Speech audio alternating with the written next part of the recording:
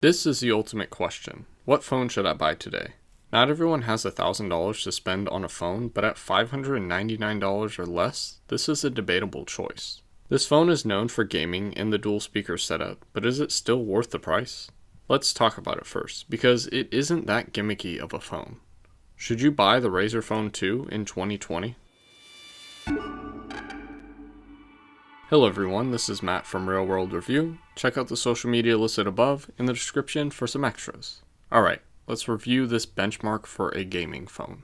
On paper, the screen is awesome, but it falls a little short. It is a 5.7-inch IPS LCD with a screen resolution of 1440 by 2560, giving you a pixel density of 513. Yep, that means that this is a 6:9 screen ratio, and strangely enough, I had no issues with it. I kind of forgot that it wasn't the odd screen ratio that we're used to now. The screen's refresh rate runs at 60Hz, 90Hz, and even 120Hz. Everything sounds good, but remember, it is an LCD display. I had some issues with the viewing angles, mainly being that there was a lot of glare for some reason, something I didn't notice too much on the first Razer phone.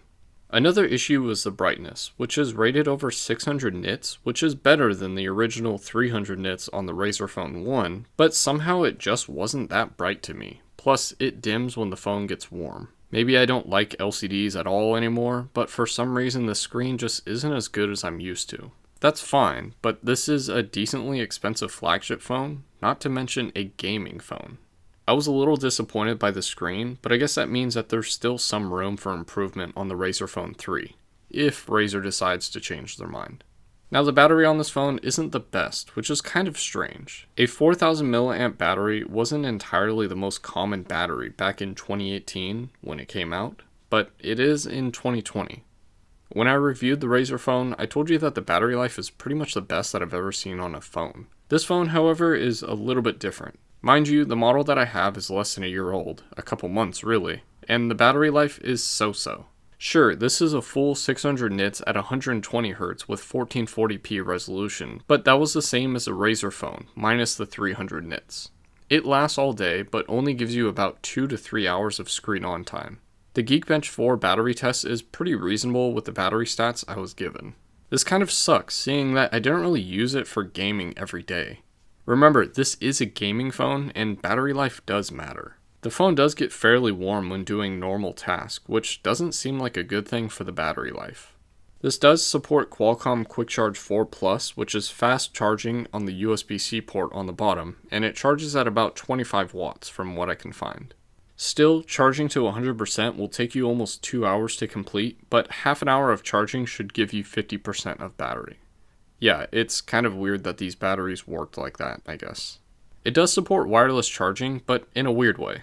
It's kind of lower on the phone, so it doesn't really fit perfectly on wireless chargers without some maneuvering. There is a reason behind that, but I will talk about that a little bit later. The cameras are nothing special, but it's nice to see that Razer made them better. They are both 12 megapixel sensors, with the main being optically stabilized, while the other is a telephoto sensor that's not optically stabilized.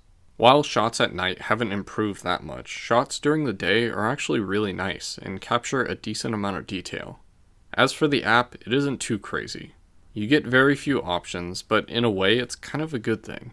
There's no slow-mo, which is strange, but also not needed. Now, it isn't too special, but Razer added 60 frames per second on this phone, which I think is pretty awesome.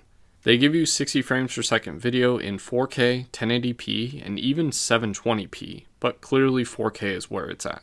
The 4K 60 frames per second video is not stabilized in any way, but it does look clear if you keep a steady hand on whatever you're filming. Flipping to the front camera, we get the same 8 megapixel sensor found in the original Razer phone, but we do have portrait mode. I will mention that portrait mode is for the front and the back obviously, and it comes out looking good, and most of the edges are accurately detected. We also get 60 frames per second video on the front camera at 1080p, 720p, and even 480p. The cameras clearly are not on the same level as Pixel phones, but it is nice to see that Razer works on improving the cameras. And this includes adding 60 frames per second video in way too many video formats. It's kind of late in the video to talk about the hardware of the gaming phone, but here we are. This phone is powered by the Snapdragon 845 processor and has 8GB of RAM, which were pretty awesome in 2018. In 2020, it still isn't that bad of a combo, but the 845 chip is showing its age just a little bit. Still, I had no issues with the performance, whether we're talking about basic usage or gaming. Instead, software is how the 845 shows its age. This phone is still on Android 9, which isn't really a deal breaker, but it would be one of the only flagship phones out there that is stuck without a proper dark mode. Also, most of the gaming features are software based, seeing that the processor clock speed is the same 2.8 GHz as a Samsung S9, so it doesn't seem like the phone is too much of a gaming phone besides the bulky design. This is a normal design if you think about it. Glass and plastic on the front, metal in the middle, and glass on the back. The phone comes with 64 GB of storage, which is alright, but it does allow for a memory card of 1 TB. But it didn't really like my 512 GB card.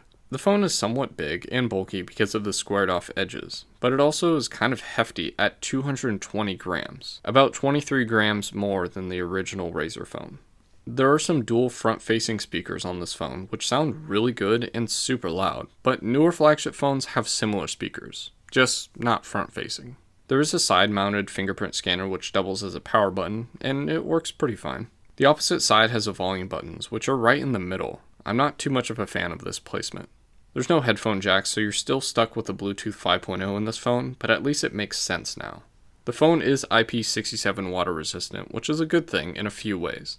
Like I said, we have wireless charging, so this gives you a glass back, mine being a matte finish instead of the normal glossy back. But there is a reason why the wireless charging coil is so low, and that's because of the RGB on the back.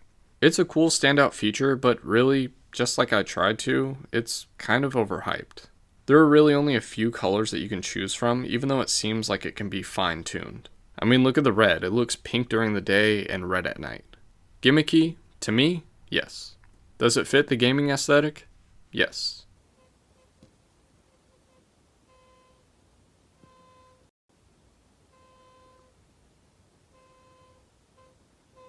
So should you buy this phone in 2020 at a reasonable price? Maybe.